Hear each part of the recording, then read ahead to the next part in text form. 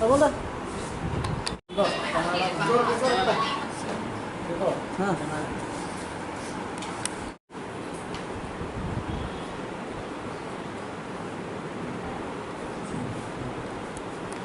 করা হয়নি, করা হবে ভেরি শর্টলি। কংগ্রেসের রাংলম উনি উনি উপস্থিত হতে পারেননি, উনি রিজাইন করেছেন। আমি এগুলো সবগুলো কাগজ আপনাদের কাছে আমি দিয়ে দেবো, যতগুলো রেজিগনেশনের পেপার আছে, তাহলে আপনারা দেখতে পারবেন যে কথা। দাদা বিভিন্ন সময়ে বিভিন্ন মহল থেকে কংগ্রেসের যে দাবিটা করছে এটা কোনো ইট ইজ নট আনকনস্টিটিউশনাল। এটা ন্যায্য দাবি করতে রাখতে পারে এই দাবি, কারণ এটা কনস্টিটিউশনের সংবিধানে, ভারতের সংবিধানে এটা প্রভিশন দেওয়া রয়েছে। তার জন্য এটা আরও আলোচনা হবে সবার সাথে। ওরাও একই মতামত আছে না। আমরা আগেই বলেছি আমরা একটা প্ল্যাটফর্ম তৈরি করব, যেখানে আমরা যেই কাজটা কংগ্রেস পার্টিতে থেকে করতে চেয়েছিলাম ওটার মধ্যে অনেক বাধা বিপত্তি আসছিল। এখন আমরা যখন এজ এ ফ্যামিলি আমরা অন্য একটা প্ল্যাটফর্ম তৈরি করে আমরা কাজটা করব মানুষের স্বার্থে, তো সুতরাং বাধা বিপত্তিও কম থাকবে, অনেক ফ্রিনেস থাকবে কাজ করার জন্য, এবং ভালো ভালো যারা রয়েছে ওদেরকে সুযোগ করে দেওয়া যাবে কাজ করার জন্য। তো ওই কাজটা আরও তীব্রভাবে, আরও বড়োভাবে আমরা চালাবো ওই প্ল্যাটফর্মে। নাম তো মেনশন করতে চাইছিলাম না কাউ, কিন্তু বাধ্য আমি বলতে, কারণ এগুলো মানুষ জানা উচিত। আমার বাবা পিসিসি প্রেসিডেন্ট ছিল। এই গত 7-8 মাস আগে উনি বিশালগড় একটা পার্টি অফিস বিজেপি দখল করেছিল, সেটাকে পুনরুদ্ধার করার জন্য ওটাকে উদ্বোধন করার জন্য উনি যাচ্ছিলেন, গিয়ে পৌঁছেছেন। এরপরে এখানের প্রদেশ কংগ্রেসের যিনি মাইনরিটি চেয়ারম্যান জয়দুল হোসেন, এটার প্রমাণ রয়েছে, উনি বিজেপির সাথে মিলে, এবং ওনার ফোন কল সব রেকর্ড হয়েছিল, এগুলো এসছে, মিডিয়াতে এসেছিল, বলেছে যে ওনাকে একটা পিসিসি প্রেসিডেন্টকে একটা ট্রিটমেন্ট দেওয়া দরকার। এবং সেই সঙ্গে ওনার গাড়িতে 2জন দেহরক্ষী ছিল, পিজি ছিল 2জন, একটা এসকর্ট গাড়ি ছিল, এসকর্ট ভেহিকেল ছিল। আমাদের গাড়িটাকে পুরো তছনছ করেছে এখানে কোনো মতে ওই সিকিউরিটি। এবং আমাদের যে গাড়ির ওই দিন ড্রাইভার ছিল প্রদীপ, আমাদের এরিয়ারই রামনগরে, ওদের জন্য আমার পিতার প্রাণ রক্ষা হয়েছে। সেটা আমরা বারবার এসিসির নলেজে দিয়েছি, মেলে দিয়েছি, সব কিছুতে দিয়েছি।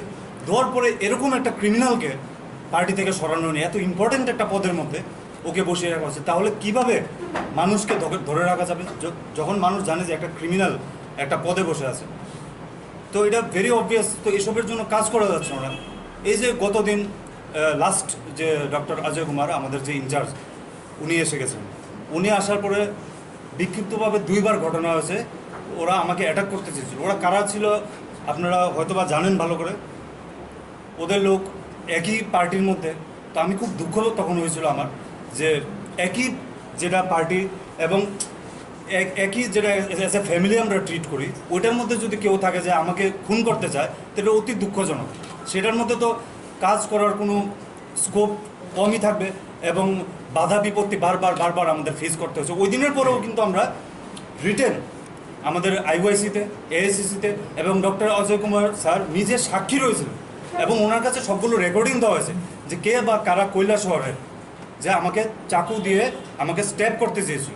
এগুলো প্রমাণ সহকারে আমরা দিয়েছি। এবং তখন ইউথ কংগ্রেসের যারা ছিল ওদের নেতৃত্বে এবং পিএসকিউ ঘেরাও করা হয়েছিল, এবং ডিজির কাছে ডেপুটেশন দেওয়া হয়েছিল, এবং ওই সবটা কেস আইনি প্রক্রিয়াতে এখনও রয়েছে।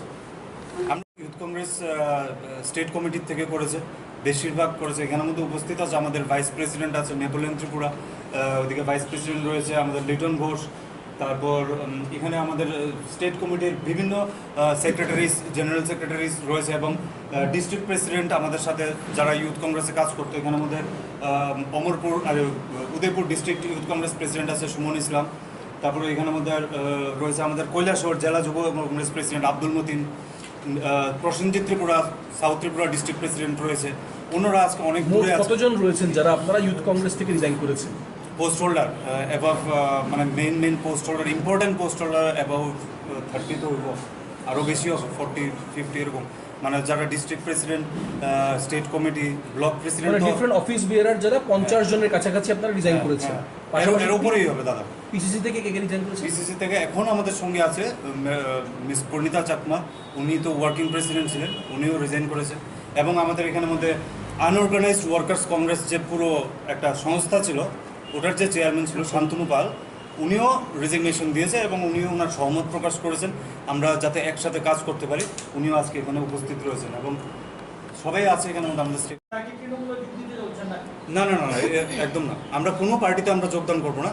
এবং যেই আজকে কিছুক্ষণ আগেও মহারাজ সাথে আমার কথা হয়েছে, ওনার সাথে অনেকক্ষণ কথা হয়েছে, ডেইলি কথা হচ্ছে। কারণ ওনার যে উদ্দেশ্যটা ছিল, একই উদ্দেশ্য আমাদেরও ছিল কংগ্রেসে। তো সেই উদ্দেশ্যগুলো যখন করা যায়নি, উনি আলাদা একটা ফ্রন্ট খুলেছেন, আলাদা একটা প্ল্যাটফর্মে উনি যাওয়ার জন্য বাধ্য হয়েছেন। সেরকমভাবে আমরাও এখন আর কোনো আমাদের পারিনি আমরা কংগ্রেসের মধ্যে থাকতে। আমরা অনেক চেষ্টা করেছিলাম লাস্ট অব্দি। তো সুতরাং আমাদের যা আমাদের সহকর্মী বলবেন কি ফ্যামিলি বলবেন, আমাদের একটা পরিবারের মতো আমরা কাজ করছি সবার সাথে অ্যাক্রস ত্রিপুরা। আমরা সবাই একটা নতুন প্ল্যাটফর্মে আমরা আসছি, যেখানে হয়ে আমরা, কারণ মহারাজের যেটা চিন্তাধারা রয়েছিল, উদ্দেশ্য যখন এক থাকবে, ওনার সাথেও কথা হচ্ছে। তো মিলে মিশে একসাথে কিছু করা হবে। কোনো পার্টিতে আমরা যোগদান করার কোনো রকম প্রশ্ন নেই। এরকম অনেকে দেখছি ফেসবুকে বা অনেকখানে সোশ্যাল মিডিয়া অ্যাপ্লিকেশনে লিখছে যে বিজেপিতে যোগদান করব, তৃণমূলে যোগদান করব। এগুলো একদম সম্পূর্ণ ভুল, বিভ্রান্ত চলছে। আপনি মহারাজের সাথে হাত মিলাবেন এরকম আমরা আশা করতে পারি? অবশ্যই ওনার আগে উনি আমার সব সময়, আমার না সবার হৃদয়ে রয়েছে, ঠিক আছে। ওনার যেটা উদ্দেশ্য, ওনার যেটা কাজ করার স্টাইল ছিল, আমরা সবাই ভালোবাসতাম। এবং as a young dynamic leader ওনাকে আমরা পেয়েছিলাম কংগ্রেসে। তারপরে উনি চলে যাওয়ার পরে আমরা অনেক স্ট্রাগল করে আমরা যা ধরে রেখেছি ওইটা ধরে রাখতে আমরা ওইখান থেকে আরও আমরা অ্যাচিভ করেছিলাম। তা না যে অ্যাচিভ করিনি, কিন্তু এটা খুব কষ্ট হচ্ছিল, ডিফিকাল্ট। কারণ কি, যদি ডিসিশন মেকিং ক্যাপাসিটি না থাকে, যে আমরা কোনো একটা জিনিস সংশোধন করতে পারবো না, ভুলটাকে সংশোধন করতে পারবো না, তাহলে তো ব্যর্থতার শিকার আবার হতে হবে। কিন্তু 2023-তে এতটুকু আমরা মানুষের কাছে বলতে পারি যে যে কোনো আমরা ভাবে, কারণ আমরা যে প্ল্যাটফর্মটা তৈরি করছি, we will be in government, ঠিক আছে, অ্যালং উইথ মহারাজ। ওইটা আমরা থাকবো। এটা আমরা ত্রিপুরা মোথার ফ্ল্যাগের আন্ডারে থেকে কাজ করবেন না নিজেদের আঞ্চলিক দল তৈরি করবেন? এটা তো এখন তো আমরা তো প্রথমত তো আমাদের নিজস্ব প্ল্যাটফর্ম তৈরি হচ্ছে। তো ওইটাকে আমরা আগে শক্তিশালী করব। কারণ সব পুরো অল ওভার ত্রিপুরা সবাই যারা আমাদের সঙ্গে কাজ করতে চায়, বা আমরা যাদের সাথে যাদেরকে নিয়ে কাজ করতে চাই, সবাই একমত। তার জন্য আগে আমরা ওই পলিটিক্যাল হোক বা যে কোনো নন পলিটিক্যাল প্ল্যাটফর্ম হোক, ওইটাকে আমরা আগে শক্তিশালী করব। We have to prove in front of people that it is coming to power. তো ওইটাকে আমরা পরিপূর্ণ করব। এরপর মহারাজের সাথে তো আমাদের সবসময় আছে যোগাযোগ, এবং ওনাকে ছাড়া কিছু হবে না। আমরা সব একসাথেই সব কিছু হবে। আপনি দুটো কথা বলেছেন। আমরা এখানে প্রেস মিট করার জন্য প্রেস ক্লাবে এসেছি সবাই। আমাদের যারা ইউথ কংগ্রেসের স্টেট কমিটিতে ছিল, যে ডিস্ট্রিক্ট প্রেসিডেন্ট ছিলেন, ব্লক প্রেসিডেন্ট, এবং আপনারা জানেন যে গতকালকে রাত্রে আমাদের প্রদেশ কংগ্রেস কমিটিতে যিনি ওয়ার্কিং প্রেসিডেন্ট নিযুক্ত হয়েছিলেন, উনিও ওনার আছে এখানে এখন। তো আমরা সবাই, আমি তো গত 3 দিন আগে আমি আমার ত্রিপুরা প্রদেশ ইউথ কংগ্রেস প্রেসিডেন্টের পোস্টের থেকে আমি রেজিগনেশন দিয়েছিলাম, এবং তৎসঙ্গে প্রাথমিক সদস্য পদ থেকে প্রাইমারি মেম্বারশিপ থেকেও আমি ইস্তফা দিয়েছি। এটার পিছনে অনেক কারণ আছে। কারণ আপনারা দেখেছেন যে আপনারাও আমাদের পাশে আমাদেরকে অনেক সাহায্য করেছেন। পুরো প্রেস মিডিয়া আমরা যখনই যে প্রোগ্রাম করেছি, আপনারা উত্থাপন করতে চেষ্টা করেছেন। তা আমরা এত বছর ধরে আমরা অনেক চেষ্টা করেছি মানুষের পাশে কংগ্রেস পার্টির হয়ে থাকার জন্য, এবং কংগ্রেসের যে বিচারধারা, সেটা আইডিওলজি, ওইটা আমরা মানুষের কাছে বিভিন্নভাবে আমরা নিয়ে যেতে চেষ্টা করেছি। এবং মানুষের দেশের স্বার্থে, মানুষের স্বার্থে, যে মানুষের যে গণতান্ত্রিক অধিকার, সেগুলোর রক্ষার স্বার্থে, এবং মানুষের যেসব পরিস্থিতি ফেস করতে হয়েছে করোনা পরিস্থিতির মধ্যেও, তারপরে ইকোনমিক কন্ডিশন, জবলেসনেস, এগুলো নিয়ে আমরা প্রতিনিয়ত আমরা আন্দোলন চালিয়েছি। শুধু আগরতলাতে নয়, পুরো রাজ্যব্যাপী আমরা আন্দোলন চালিয়েছি। কিন্তু বিগত কিছুদিন ধরে আমরা দেখতে পেয়েছি, আগেও জানতাম, আমরা দেখেছি, এগুলো আমরা ফেস করতে হয়েছে অনেকবার, যে আমরা যেই চিন্তাধারা নিয়ে অনেস্টলি আমরা কাজটা করতে চেয়েছি পার্টিতে থেকে, কংগ্রেস পার্টিতে থেকে মানুষের স্বার্থে, সেটা করা আমাদের পক্ষে অনেক ডিফিকাল্ট হয়ে যাচ্ছিল, অনেক অসম্ভব হয়ে যাচ্ছিল। সেই পরিস্থিতিতে আমরা অনেকবার চেষ্টা করেছি আমাদের হাইকমান্ডকে বোঝানোর জন্য যে এই জিনিসগুলো, ত্রুটিগুলো আমাদের পার্টিতে রয়েছে এবং এগুলোকে সংশোধন করা দরকার।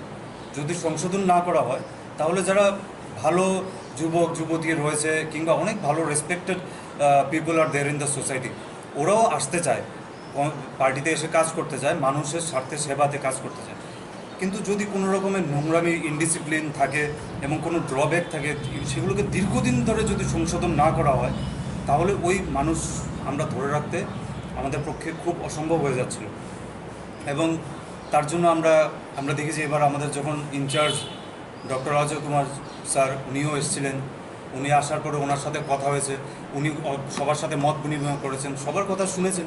এরপরে উনি যেগুলো আমাদেরকে কথা দিয়েছিলেন, প্রমিস করেছিলেন এইসব জিনিসগুলো সংশোধন করা হবে, কিন্তু আমরা দেখলাম যে সেগুলো সংশোধন করা হবে না এবং সেটা কীরকম এরকম অনেক রকমের ডিসিশন এসছে আমরা দেখতে পাচ্ছি। আমরা কারণ ইউথ কংগ্রেসেরও অনেক কিছু পরিচয়টা কি হবে এবং তার কাজ কীরকমভাবে হবে, কবের মধ্যে হবে? ঠিক আছে, মহারাজা যেটা ওনার বা ওনার সংস্থার যেটা দাবি, ওনার পার্টির যেটা দাবি, greater Tripuraland, it is not a wrong concept. First of all এটা কোনো ভুল না, কারণ কি সংবিধানে এটার প্রভিশন রয়েছে, গ্রেটার ত্রিপুরাল্যান্ডের প্রভিশন রয়েছে সংবিধানে। সেটা আমরা জানি না যে ওটাকে কী স্তরে কিছু করা হবে, কিন্তু ওইটার জন্য ওনার সাথে কথাবার্তা চলছে এবং চলবে, আরও চলবে। ওনার সাথে একটু আগে এটা নিয়ে কথা হয়েছে, আমি জিজ্ঞেস করেছিলাম যে গ্রেটার ত্রিপুরাল্যান্ড নিয়ে আমাকে যদি প্রশ্ন করে, তো আমি যেটা আমাদের কথা হয়েছে ওইটা নিয়ে, কারণ এটা কোনো আনকনস্টিটিউশনাল কিছু না, ঠিক আছে? তো সুতরাং এটা গণতান্ত্রিক, সেটাকে মর্যাদা দেওয়া হবে। তো এটা কথার মাধ্যমে এটা বিগ একটা ফোরাম, অনেক বড় জিনিস, বড় ইস্যু, এবং ওইটাতে আমরা বলছি যে এটা অগণতান্ত্রিক না কিছু। তো অগণতান্ত্রিক যেহেতু না, তাহলে এটাও থাকবে, এটাকে নিয়ে আলোচনা করা হবে এবং কীভাবে এটাকে প্রায়োরিটি দেওয়া হবে। এবং সাথে যেটা কংগ্রেস পার্টির মধ্যে থেকে আমরা মানুষের যে ডেমোক্রেসি রক্ষার স্বার্থে যেটা লড়াই করেছি এবং এগেনস্ট এনি ফ্যাসিস্ট ফোর্সেস, এগুলো আমাদের মুখ্য থাকবে। সাইড বাই সাইড যেটা ওনার দাবি রয়েছে, এগুলোকেও আমরা সব কিছু একসাথে নিয়ে আমরা করা হবে, কারণ কি এগুলো সব ফর দ্য বেনিফিট, সব মানুষের বেনিফিটের জন্য করা হয়েছে। তো অগণতান্ত্রিক যদি কিছু না থাকে, গণতন্ত্রের মধ্যে যদি তার প্রভিশন থাকে, সেটার সঙ্গে সহমত হওয়া বা কিছু করা, এটা তো it's not a wrong thing, ঠিক আছে? আর যেটা আপনি জিজ্ঞেস করছেন যে অ্যাজ এ পলিটিক্যাল প্ল্যাটফর্ম, এখন ফার্স্ট অফ অল আমাদের যদি কোনো রকম এরকম সিদ্ধান্ত থাকতো যে আমরা কোনো পার্টির সাথে চলে যাব, তৃণমূল, তিপ্রামোঠা, তো আর বিজেপি, এসব যেগুলো ছড়াচ্ছে, তো আমাদের এরকম কোনোদিনই কোনো সিদ্ধান্ত ছিল না। আমাদের সিদ্ধান্ত ছিল যে মানুষের স্বার্থে লড়াই করা। সেই লড়াই অন্যান্য যেগুলো পার্টির আপনারা নাম বলেছেন, যেরকম বিজেপি, তৃণমূল, এগুলোর মধ্যে গিয়ে ওই প্ল্যাটফর্মটা থাকবে না। তাদের চিন্তাধারা একরকম, আমাদের আরেক রকম। আমরা ইটস এ লিবারেল প্ল্যাটফর্ম, সবার জন্য সমান অধিকার, taking consideration of all communities, সব ধর্ম কমিউনিটি, সবাইকে একত্রিত রেখে সেটা করা হবে। আর যদি পলিটিক্যাল প্ল্যাটফর্ম তারপরে করা হয়, সেটা আমার একলার কনসেন্টে কিছু হবে না, কারণ আমাদের এটা আমি বললাম তো আগে, এটা একটা বড় ফ্যামিলি, অনেক লোক রয়েছে, পুরো অ্যাক্রস ত্রিপুরা রয়েছে। এখন বিভিন্ন আরও অনেক পলিটিক্যাল পার্টির থেকে অনেকে যোগাযোগ করেছে এবং তারাও আমাদের পাশে দাঁড়াতে চায় এবং অ্যাক্টিভলি আমাদেরকে সমর্থন করতে চায়।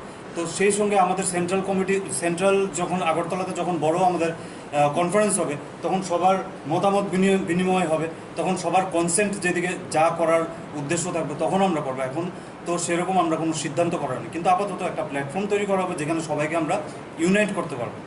যারা রিজাইন, বারবার আমার কাছে সব কিছু প্রমাণ রয়েছে, মেইলে আমি জানিয়েছি, আমাদের অল ইন্ডিয়া লেভেলে আমি জানিয়েছি সব কিছু।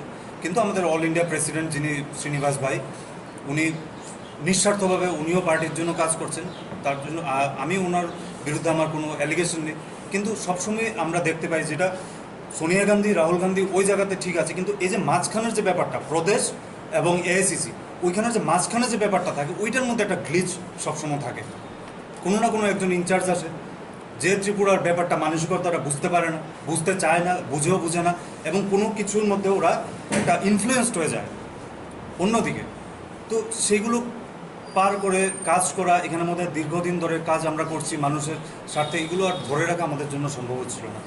তাই যে সময়ে আমরা পদত্যাগ করার সিদ্ধান্ত নিয়েছি, এবং এটা আমার একলার সিদ্ধান্ত হয়নি, আমি আমাদের যারা এতদিন কাজ করেছি একটা পরিবারের মতো, পুরো ত্রিপুরা রাজ্যে সবাই আছে, এবং তাদের সাথে মত বিনিময়ের সাথেই আমি পদত্যাগ করার পরে, এবং আমরা স্ট্যান্ড নিয়েছি যে সামনের দিনে what will be the future course of action.